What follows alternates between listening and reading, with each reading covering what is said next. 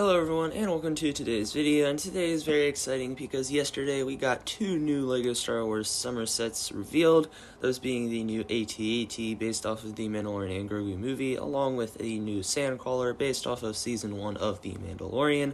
Both of these sets are releasing on August 1st, and this is kind of our first look at the big hunk of the August wave, so I'm going to go in order of what I find is more exciting here. So first off, we have the Off-World Sandcrawler and Mudhorn releasing on August 1st for a retail price of $200. This is quite a expensive playset. I think the most expensive we've gotten in a while. And just first impressions here, the Sandcrawler. In these pictures, it looks like it's mostly gray, and it is mostly gray, but there is some other stuff that I'll talk about later on. The box art does look very nice with the nice Mandalorian and Grogu style, but like I said with the Sandcrawler, there is a lot of gray, but there is some nice brown and tan incorporated. There is a lot of features to this set. The big cargo hold opening, a bunch of stuff on the inside, the canopies that you can put on top or take off and make like a little camp, and it does have the Mudhorn included. It does look very spacious on the inside. You can fit all three Jawas in the cockpit of the Sandcrawler. That's very nice. Has some nice functionality where you can turn the wheels and stuff on the bottom, open up the big cargo hold, and then also all of these panels open up on the sides. We have the big ones on each side along with the front one to access the driver's seats. And then looking at it in person, it does look a lot cooler. There are some knobs on the back that you can turn, and that seems to be what will open and close the door and turn the wheels and stuff, so that's very cool. As well as you can see here, the gray is broken up a lot by this brown and tan and stuff, and I actually like that, and in the show it is gray. And then another thing that is nice about this set is the minifig lineup. We get the new mold of Grogu, a nice Mandalorian minifig, and I believe his name is Queel, I forget, but all I know is he is the Eye of Spoken guy. And then we also get three nice gray Jawas with red eyes, but obviously the highlight is going to be these three figs with the Queel from the UCS Razor Crest, and then the different version of the Mandalorian similar to the UCS Razor Crest, and it has mud on it and battle damage. It is very nice and very cool. As far as this set goes, seems like a lot of money, $200 on a play set. This is the same price as the UCS AT-ST, but this is a very large set, and based on the price of the last one that we got and inflation and all that stuff, it is kind of worth it. But then the next one is my favorite. It is the Imperial Remnant AT-AT with the INT-4, releasing on August 1st for $160. So before I talk about this one, for those of you who've been on the channel for a while, you know the story, but for those of you who don't, I don't have any LEGO AT-AT in play scale. Always wanted one, didn't get one. The last time the 2021 was out, I had to choose between that and then a computer, and well, I can't make these videos without a computer, so glad I chose that. But finally we do get a new one, and we didn't really get any pictures of this one function wise, but we did get a lot of the in-person pictures. So looking at it, there is some dark gray thrown in there, which is pretty interesting.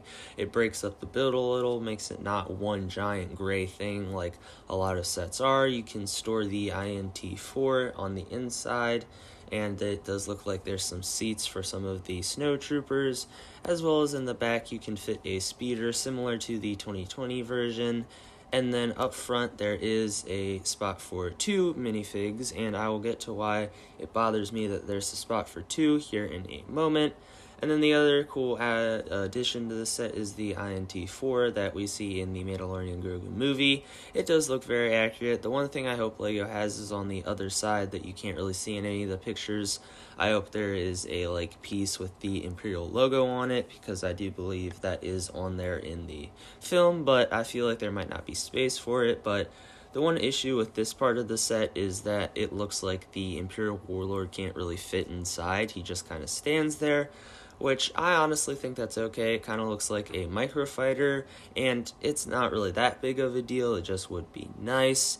And then the other thing that is very nice about the set is a while ago we had this video where we got the AT-AT leaked, and we thought we got the minifigures leaked, and we thought this would be the Imperial Remnant Snowtrooper, and we thankfully were so wrong. They really look like this, and I've got to say they look amazing. They are so accurate to what you see in the movie. The printed wastegapes on these guys, honestly, I'm not that upset about them. I think it looks very nice. The only thing that bothers me is there's no like backpacks included. So if it was like the Galactic Marines last year and they just had like plain white backpacks, I think that would be nice. So I'm probably going to add those to mine. I think that would tie it all together. And then the other two nice minifigs in this set, we have a AT-AT Pilot and the Imperial Warlord, which does look very nice, especially with like the winter coat printing on his Imperial uniform. If you're like a minifigure maker, use Imperial officer parts to make your own, that will definitely look cool. You could take like a Commander Barrage head and hat, put it on there, and that would be nice. And then my one issue with this set, well, one of the issues, there's a couple, but they're small, is that we only get one AT-AT pilot, but yet there is space for two people in the cockpit, and AT-ATs have two pilots, so it just, I don't understand why. And then the other minifigs that we do get is another Mandalorian and Grogu, but I honestly would have rather had Mando and Grogu thrown out and then replaced with some sort of Imperial officer that you see in the movie, like in charge of the AT-AT, and then a second pilot. And another big reason I say Mando and Grogu don't really belong in this set is this set pairs perfectly with the AT-AT attack set, and the same exact Mandalorian and Grogu are in there, so I feel like it's not really necessary, but still these guys are a nice pairing, and I know some people were thinking that they would do like they did in 2020 and release a battle pack with more snowtroopers and stuff to go along with this AT-AT, but I think since they already have this AT-RT set, it kind of fits there, and it is nice that they do include that. But these three sets are the ones that we have for the August lineup right now. The two that we talked about in this video, the Sandcrawler and the AT-AT. And then we also have the Hutt Palace Sentry Droid Showdown that we'll be releasing on August 1st for $50. And I know a lot of people were like questioning how accurate this droid was, but after seeing the movie, I feel like it is pretty accurate. It's just the lighting and the pictures we got and stuff. And in the movie, it is a little hard to tell, but you can tell he has some coloration of the green, red, and yellow there. But this is how our August lineup is looking so far. Our leaks for August of 2026 are still kind of up in the air because we did get a bunch, like at the start of the year, I think. We were supposed to get like a new Ewok Village, a Bounty Hunter Pursuit, stuff like that. But a lot of that stuff either got canceled or moved over to 2027. Some of the stuff did make sense for 2027, like the Celebration of Star Wars set, because next year is the 50th anniversary and stuff like that. But as far as we have, these are the three sets releasing on August 1st.